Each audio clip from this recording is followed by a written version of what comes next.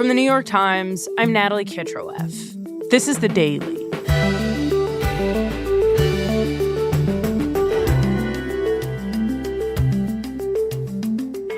The left wing of the Democratic Party has now faced key tests in 2 swing states, and the results were mixed.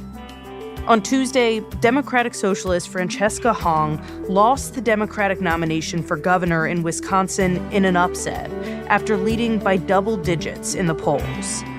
And last week in Michigan, despite being heavily outspent by his opponent, Abdul El-Sayed won the Democratic nomination for Senate by a slim margin.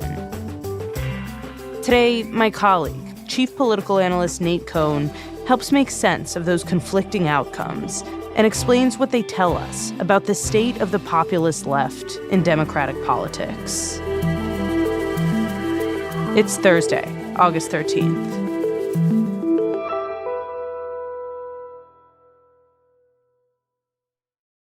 Nate, welcome back to The Daily. It's wonderful to have you here. Thank you for having me. Great to be here.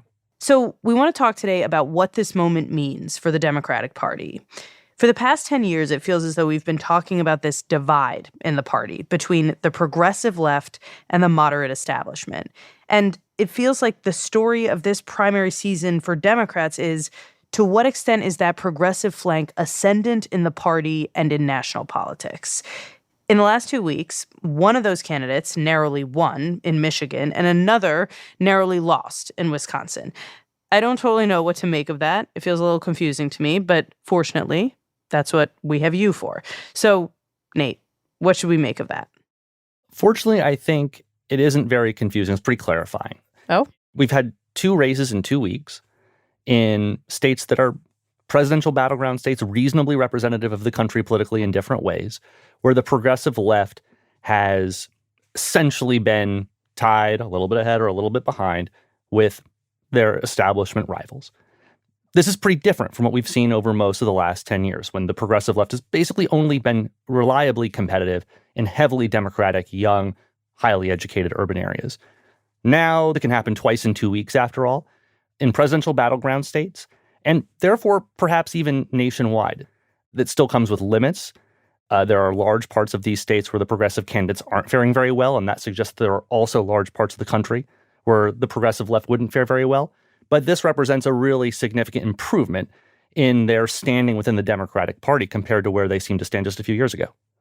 Okay, I want to dig deeper into what you actually mean by the limits that these candidates are facing and what they've actually gained. But before we do, can you just spell out what we mean exactly when we talk about the left here? Like, who are these candidates? I heard a sigh. It's a little challenging to define. We don't just mean progressives, after all, right? Progressives have been winning Democratic primaries for decades. Half of Democrats in Congress could be said to be progressives in some form or another.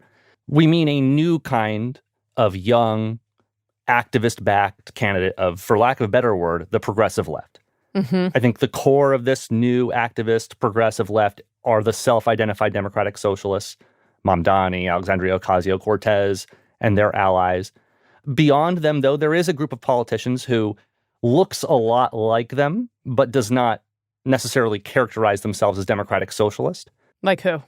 Dr. Abdul El-Sayed in Michigan is one great example. He was endorsed by both Sanders and Ocasio-Cortez, but he doesn't call himself a Democratic Socialist. But it's hard to see why he's not a Democratic Socialist. He doesn't distinguish himself from them on the issues in many ways, and he's comfortable allying with them, and importantly, allying with them against the mainstream of the Democratic Party.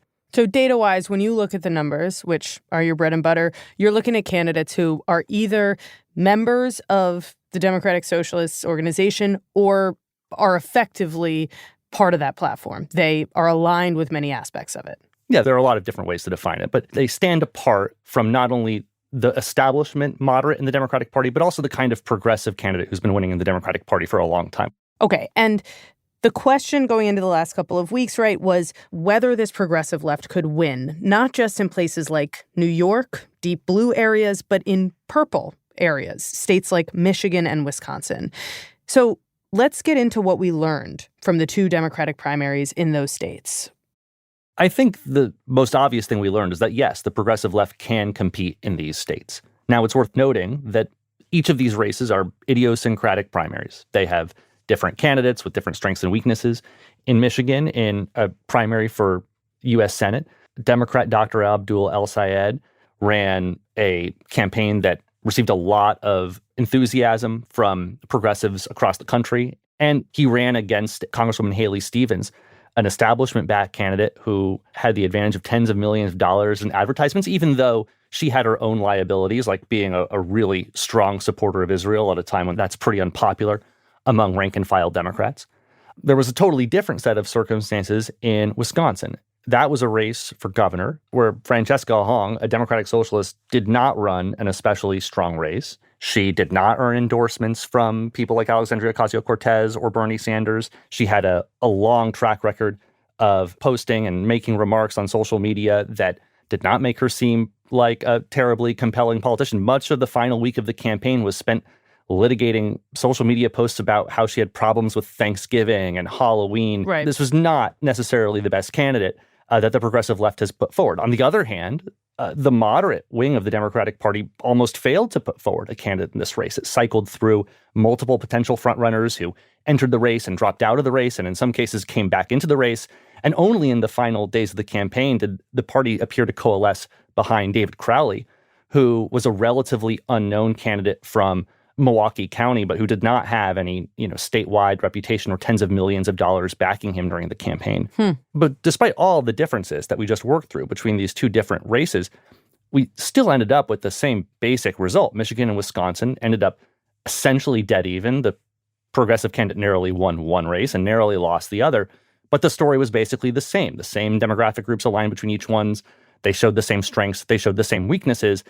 And the fact that the results are so similar suggests that the most powerful factor that's shaping what's happening in these races are these underlying big divides in the National Democratic Party, not the idiosyncrasies of these races. And so I think we can learn a lot from them as a result. All right. Nate, walk us through those underlying divides. What were the demographic groups that aligned behind these progressive left candidates? I think you have to start with age. The most obvious thing that's driving support for the progressive left, both in the actual results when you look at it precinct by precinct or county by county, and in the polling, is that young voters overwhelmingly back the candidates of the progressive left, while older voters support moderate establishment candidates. The polls say that they won overwhelming margins, like 60, 70, maybe even 80% of the vote. And that's what we see in the youngest neighborhoods and precincts of these states, particularly on the college campuses of the big flagship universities like the University of Michigan or the University of Wisconsin-Madison. There are precincts where El-Sayed won 95% of the vote in Ann Arbor. There are precincts that are sort of, for lack of a better word, young, hip, gentrifying neighborhoods in Milwaukee where you see similarly, maybe not 95% lopsided margins, but 70, 80% margins, even for Francesca Hong. That is crazy. Why do you think that is? Do we have a sense of what is driving young voters and not older voters to these candidates? Well, in some sense, this is a story that we've seen in the Democratic Party for decades now. Young voters who come of age and are dissatisfied with the country and want to see changes, then look naturally to something that's even farther to the left of what the Democratic Party has offered in the past. And then that's what the young voters campaign on, whether it's in the 1960s and the civil rights movement, Barack Obama versus Hillary Clinton, or now the Democratic Socialists against the kind of mainstream progressivism of the Obama era. I think that sentiment's been supercharged by some particular factors to this moment. The struggles that young people think they have in today's post-financial crisis economy. And I think it's also worth mentioning the way that, for lack of a better word, the intellectual climate of today's age shapes the views of young voters. There are ideas from academia about capitalism and sexism and white supremacy and intersectionality that are all very familiar to us today, but which an older generation of college graduates had never heard of, even while we're all familiar with Judith Butler or something. So I think this really shapes the kind of ideas that young college-educated voters are receptive to. So although in the past they've always been kind of receptive to the most left candidate, it's now being channeled into a particular set of ideas that older generations don't even know about, let alone support. Okay, so these candidates did numbers with younger voters. What else does the data say about the divides here, about the coalitions? I think the next biggest divide, it's maybe easier to talk about by flipping it around and saying, where did the moderates do best? And in both states, high-income neighborhoods, high-income voters stand out as a major area of strength for moderates, with income in general just being one of the key fault lines here. In neighborhoods where people make $150,000 or more, there were often cases where the moderate candidates won by 2-1. I don't think this should be terribly surprising that if the progressive left in general and these candidates specifically really stand for anything in terms of policy, it's to take on the billionaires, corporations, and wealth inequality in the country. And it makes sense that high-income voters would be particularly hesitant to embrace those kind of candidates. When you go below the high-income group, there's a lot more heterogeneity in the results. And part of that comes down to age, right? There are low-income voters who are young college kids or people just out of college who are very supportive of the progressives. And then there are also low-income older voters, and those low-income older voters may still support the establishment. And I think there's one additional point to make, and that's the divide over race. The establishment candidates in both of these contests did really well among Black voters. Now, it's worth noting that, as I've mentioned, both these races are idiosyncratic, and both of the establishment-friendly candidates had particularly strong cases for Black voters. Haley Stevens trumpeted her work with the Obama administration on the Detroit auto bailout. David Crowley is African-American himself, so he had natural appeal to Milwaukee's Black voters. But it's worth noting that we have seen over and over again that establishment-backed candidates do better than progressive candidates among Black voters. I feel like I'm turning into a broken record here, Nate, but why? Do we know why that is? I think the easiest place to start is to remember that Black voters almost unanimously support Democrats. And many Black voters support Democrats regardless of their views on the issues. So there are many more moderate or even conservative Black voters who vote for Democrats than other racial groups, because for other racial groups, the moderate and conservative voters would just vote Republican. So in the Black primary electorate, you have many more moderate and conservative Black voters who, at the very least, are not exactly receptive to the case for democratic socialism or may even outright oppose it. The other thing to keep in mind is that in many Democratic primaries as of late, older Black voters have turned out at much higher levels than young voters. It may be the case that young Black voters support the progressive candidates in these races, and it's just really hard to tell because the turnout among young Black voters has been really low. Really, in some ways, it's been really low since the Obama era. So we have a disproportionately older group of Black voters who's participating in these primaries as well. And again, old voters, regardless of race, are backing the establishment candidate.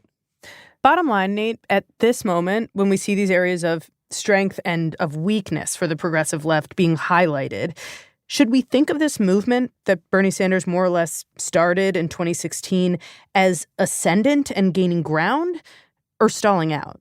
I think we should think of it as ascendant and gaining ground, especially if we bracket Bernie Sanders aside for a second. If you bracket aside his campaign, we've watched the progressive left grow from only occasionally winning a handful of primaries in the nation's most highly educated and democratic cities to now competing statewide in classic battleground states like Michigan and Wisconsin.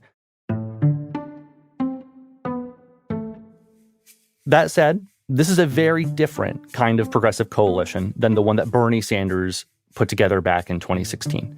And it's different in ways that say a lot about where the progressive movement might be heading in 2028 and beyond.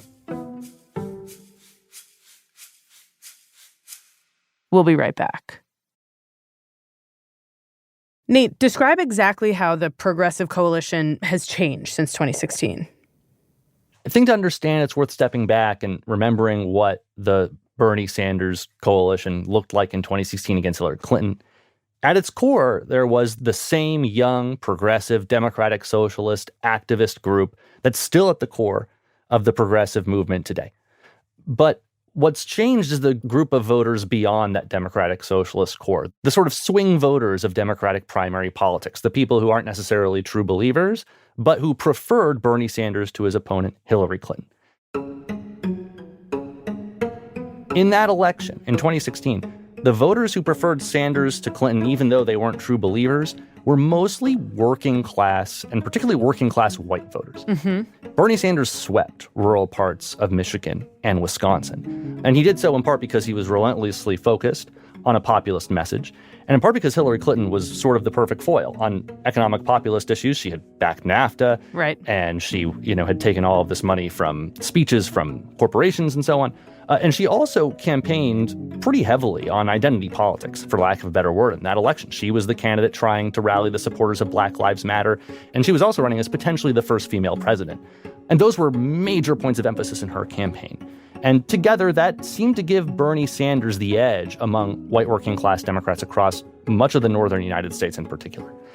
And even once she became the nominee, Hillary Clinton still struggled among these voters. Many of them actually ended up backing Donald Trump and have been part of the Republican coalition really ever since, and they haven't even been available to candidates of the progressive left in many cases. Mm-hmm. If you were to look at the map of Wisconsin and Michigan the last couple of weeks compared to the 2016 one, they look completely different. They're not winning those rural areas anymore. And just say why, Nate, because the core of the argument for a lot of these left-wing candidates is economic populism, right? I mean, El-Sayed's campaign slogan was money out of politics, money in your pocket, Medicare for all. It's absolutely an important part of their message. And as I alluded to earlier, they do tend to do better among lower income voters than certainly rich voters. But this is not necessarily nearly as central to their message as it was to Bernie Sanders' message. And conversely, I'm not sure that today's moderate Democrats are as vulnerable on these issues as Hillary Clinton was. There is, on balance, compared to 2016, much more emphasis by progressives on non-economic issues, period. Gaza, for instance. And now I'm not saying that Gaza alienates white working class Democrats, but every second that you spend talking about Gaza is a second you're not talking about, as Bernie would put it, the millionaires and the billionaires, right?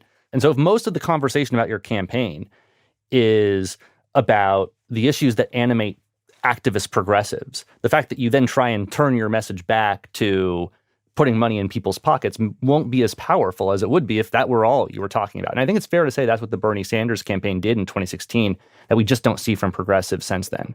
Got it. Now, today's progressives have made up for this by doing much better than Bernie Sanders did among a different group of voters who are sort of outside that core Democratic Socialist activist base. Which is? They're doing much better among, for lack of a better word, kind of mainstream progressive liberals. You can imagine the sort of person who watches MSNBC in the suburbs, for instance, who voted for Hillary Clinton or Elizabeth Warren and Joe Biden in 2020. They're actually quite sympathetic to what the progressives have to say about all of the various issues we just talked about, like Gaza or the Black Lives Matter movement. They may not be democratic socialists, but they are real progressives.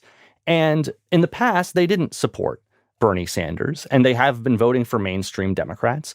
But now they're pretty disillusioned with the Democratic Party. It's failed to make good on its promise to defeat Donald Trump. They want to see someone fight back against Donald Trump in Washington, and they're just looking for a candidate who offers bigger kind of changes to a country that voters have been dissatisfied with for decades.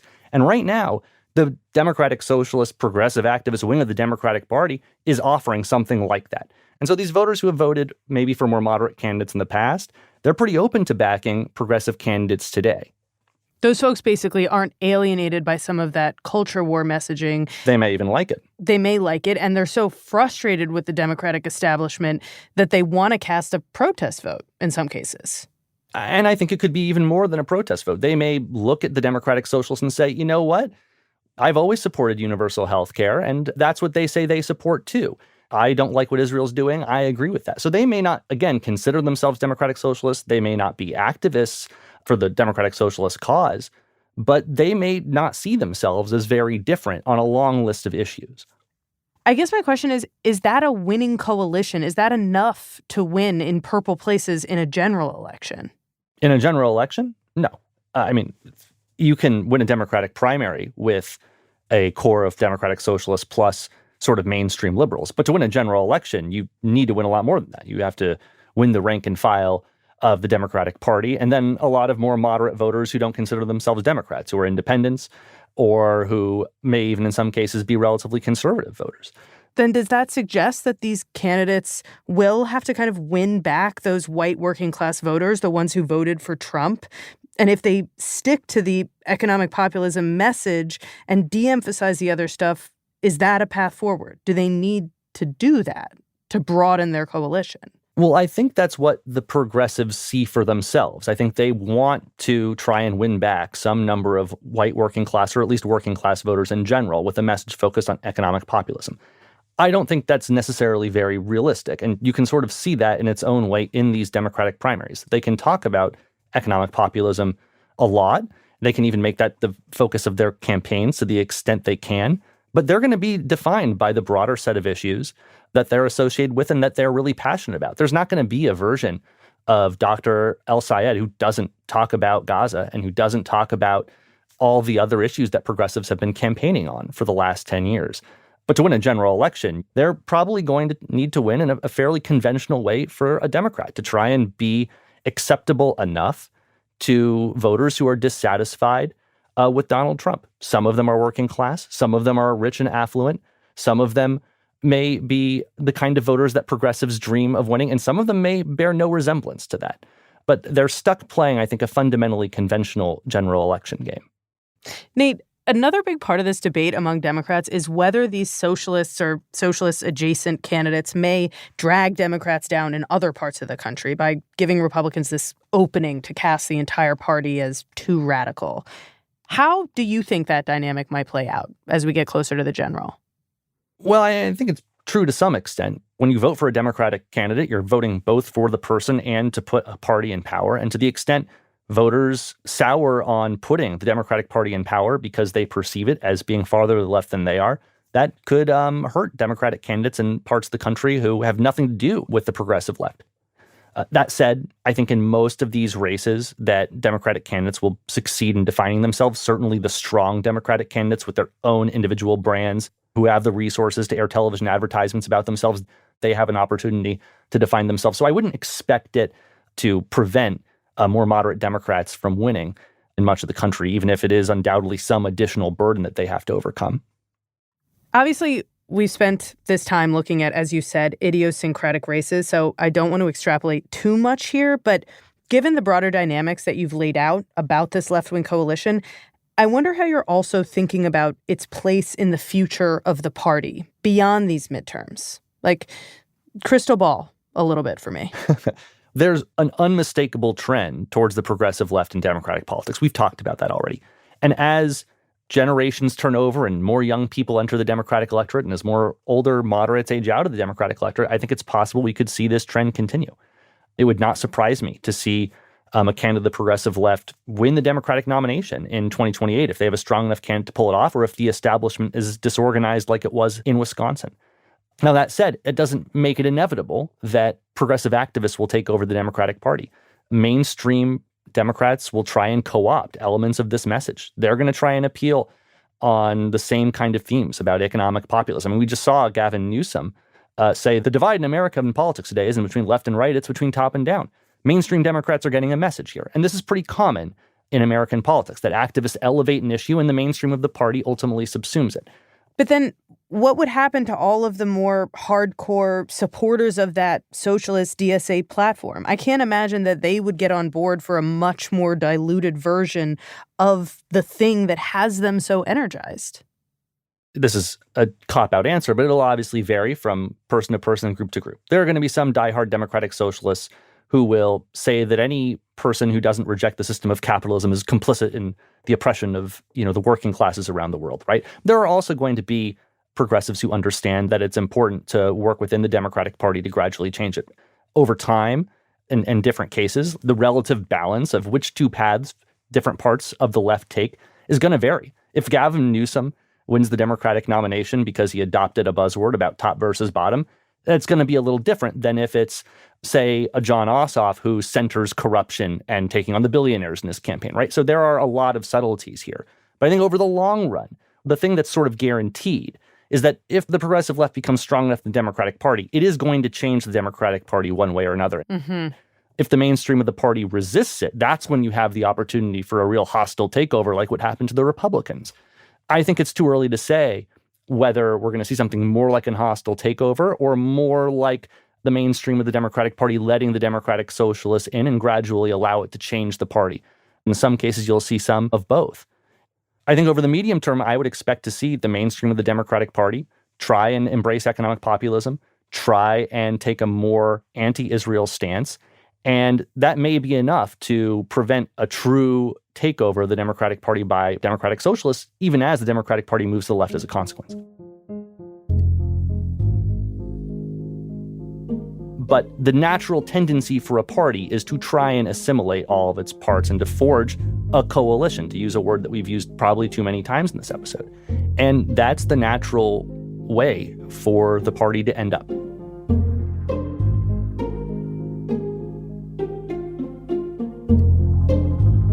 Well, Nate, I love having you in my coalition as a colleague.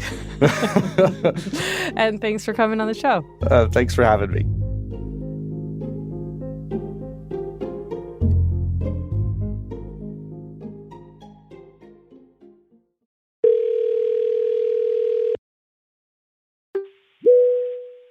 Hello. Hi, this is Jody. Hi, Jody. How are you? This is Caitlin calling from the New York Times. Good. How are you? I'm doing well. I really appreciate you taking some time to talk to me.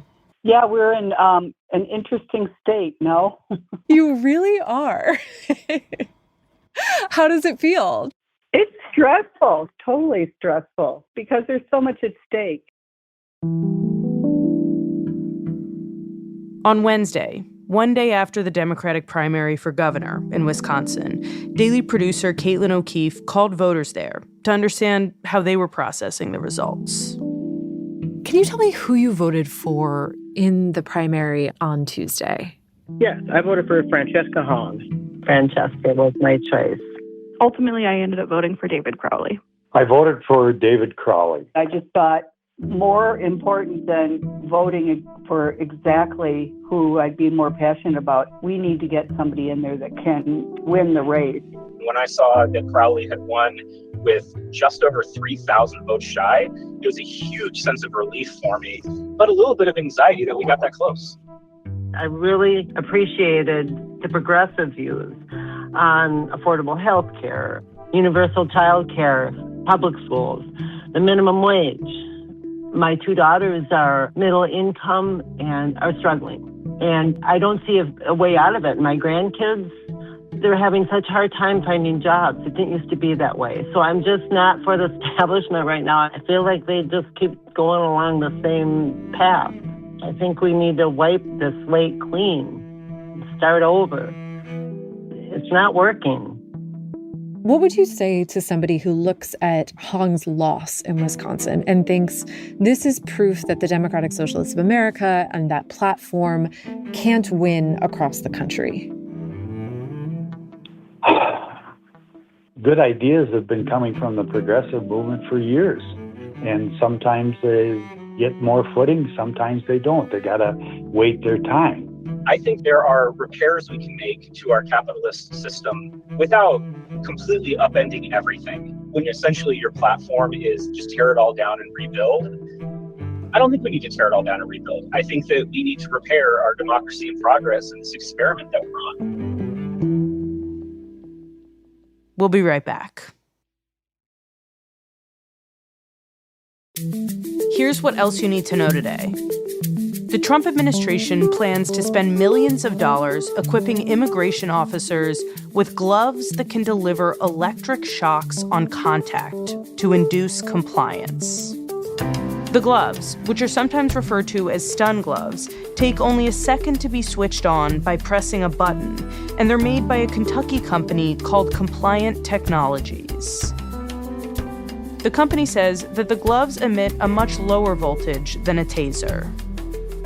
The Homeland Security Department described the gloves as a de-escalation device, but didn't answer questions about whether they might be used to apprehend people or in encounters with protesters.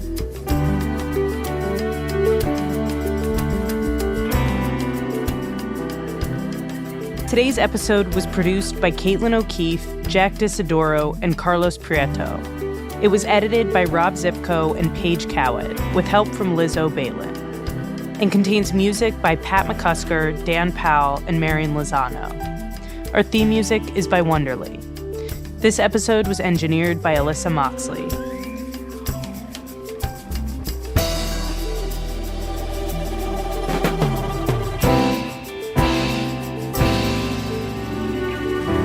That's it for The Daily. I'm Natalie Kitroeff. See you tomorrow.